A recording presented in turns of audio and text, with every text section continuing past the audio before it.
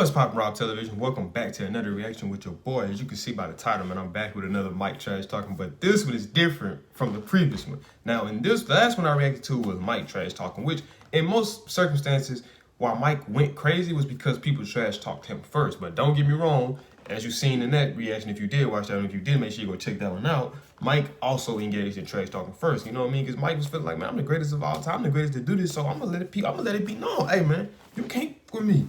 Real talk. You can't with me. Let them know that. So that's how Mike was. But a lot of times, too, it would be other players, you know, especially like young rookies who trying to come in and make a name for themselves, get the yap into the GOAT, and he's just come and obliterate them. So basically, that's what this reaction right here is. When trash talking Michael Jordan. I was going to say Michael Jackson. I caught myself. Oh, yeah. I wasn't going to say Michael Jackson, though. But when trash talking might go wrong.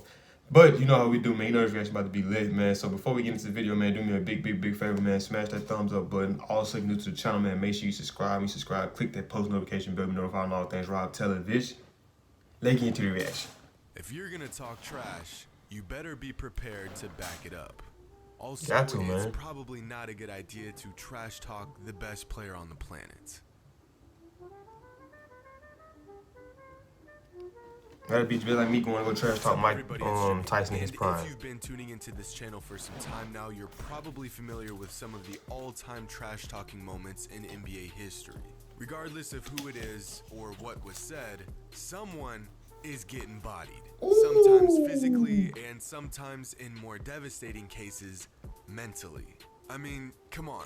It says it right here in Chapter 1, Rule 1 of the Hooper's Handbook. Thou shalt not talk, your thou cannot walk it through. Hey, that's big facts. That's big facts. That's what I was saying, bro. Don't talk Mike unless you're ready to go, unless you're ready to rock battle that whole game. All the talent in the world decided he would pick a fight with the greatest player to ever lace up.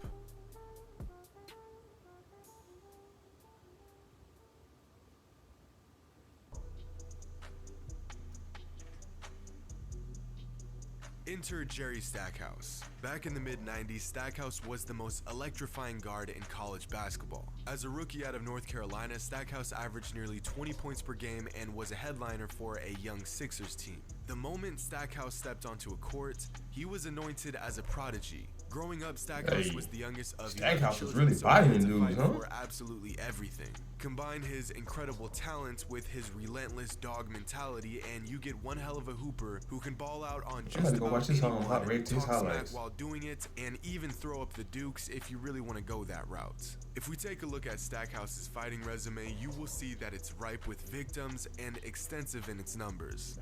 Well, you have a reputation as being someone who wasn't afraid ever to throw hands. So give me a numerical answer to this question.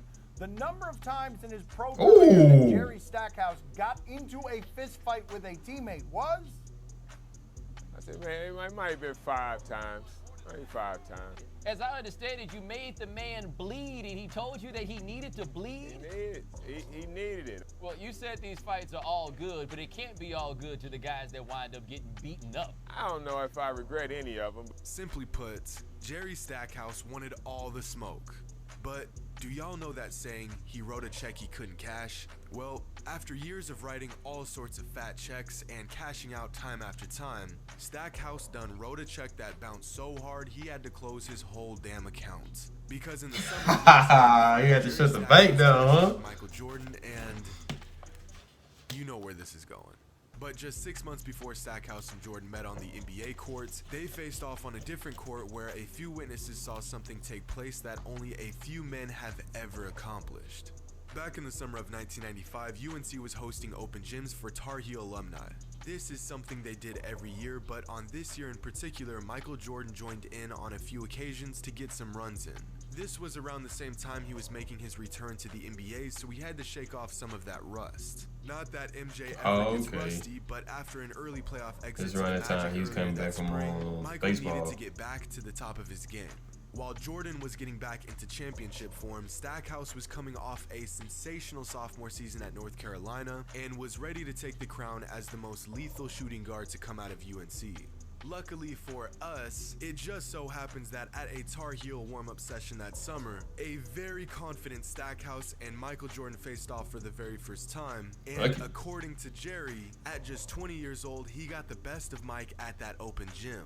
In fact, Stackhouse recalls beating Jordan so badly that they ended up playing one-on-one, and he beat Michael Jordan in that as well. Stackhouse got so ahead of himself that he even went off and told the media about his one-on-one victory against Mike, letting everyone know that as a college kid he beat Why Michael was this not in the Jordan Last twice Dance? in the same day.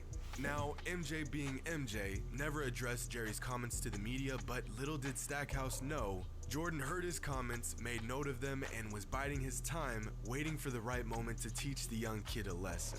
A lesson that he would soon never forget.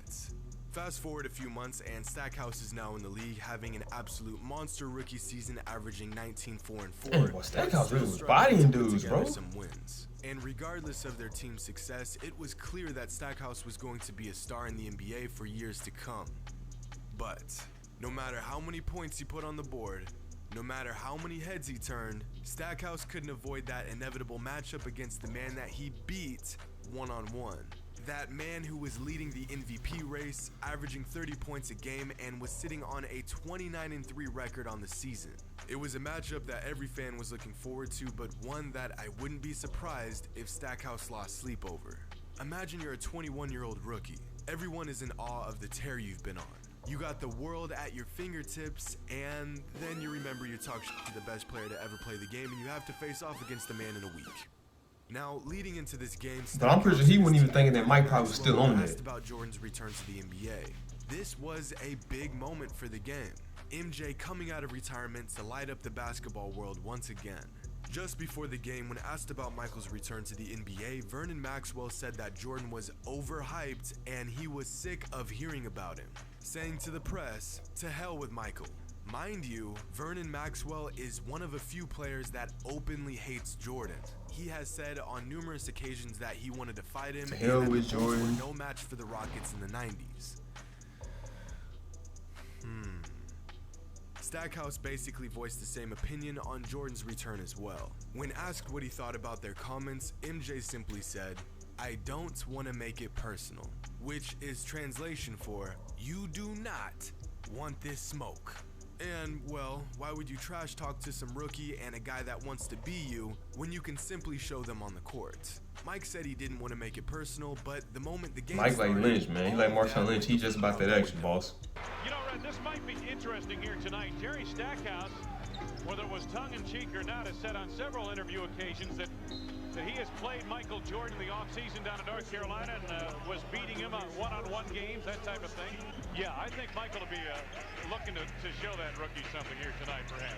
As the game gets underway, Jordan doesn't take any time getting into his moves, shutting Stackhouse down on defense, toying with the kid, just doing that unnecessary stuff to flex his dominance. Ooh. Jordan, the turnaround over Stackhouse. Peace, we're tied. Scottie Pippen to Michael Jordan. Jordan right around Stackhouse. Jordan wide open. Rough and penetrating. Longley swats it away. Ooh, that was a brutal pass, man. Michael slam for Scottie. The Bulls have doubled up. To make matters worse, Jordan was in his Hall of Fame mid-range dead-eye zone, so it felt like everything he was putting up was going in. To put it short, Jordan was on his bullshit. Michael for three. They started the bullshit, though. Three, my Mike. They started the bullshit, though. Jordan. Garden. When that happens, you're generally going to get some turnovers. Jordan has shot. God, dog. Jordan like he was just driving. He like he was just straight shooting. Sure to pull out all the stops on his way to giving Stackhouse a beatdown he would never He was on forget. straight sniper Let me mode. just send your ass in the third row. Good. Mike always got that look. Just give him the damn ball and get out the way. Good. So then I came down. Michael has 15 by the end of the first, 28 by the half. In fact, Jordan was abusing Stackhouse so bad that he ended up checking out of the game in the third quarter with 48 points and 10 rebounds on 64% from the field. Man. Throughout the game, the Sixers tried to put different players on Jordan, but every time someone stepped up, they immediately got shut down and humiliated. To make matters worse, this game Jordan scored his 23,000th career point, which resulted in the fans in Philly cheering for him instead of their own team. Jordan again at the arc. Yep, there's a three. 48 for Michael. But no, it doesn't end there. To top it all off, Stackhouse and Maxwell ended the game with a combined 17 points and shot 5 from 19 from the field, and the Sixers lost by an embarrassing 27 points at home. Ooh. After saying he beat Jordan on multiple occasions, saying he beat him one-on-one, and then saying he didn't give a damn about his return to the game, Michael Jordan proceeded to drop 48 points, reach a career milestone, and toy with Jerry Stackhouse in his own building. And blow him out. But then again, what else do you expect? You'd think after all these stories of Mike destroying cats that tried to trash talk him, dudes would stop trying to trash talk him. You would think. But I guess some things never change. Oddly enough, years later, Stackhouse and Jordan actually played on the same team for a season. In 2002, they paired up on the Washington Wizards, where one player claims that Michael would sing Anita Baker to get inside Jerry's head. No, for real, like mid-practice, a 40-year-old Mike would just start chirping classic R&B tracks while mopping the floor with a prime Jerry Stackhouse. Then again, when asked about this, Jerry denies all claims, saying that it never happened. Right. I feel you ain't never One having thing one. is for sure, it's that no matter how good you think you are, no matter how much success you've had, and no matter how on top of your game you get, it is always a terrible, awful, and borderline dangerous idea to talk smack to that man, Michael To the Jordan. GOAT, man. Hope you all enjoyed. You can't do that. And as always, until next time. I'm surprised that this didn't make it into the Last Dance, though.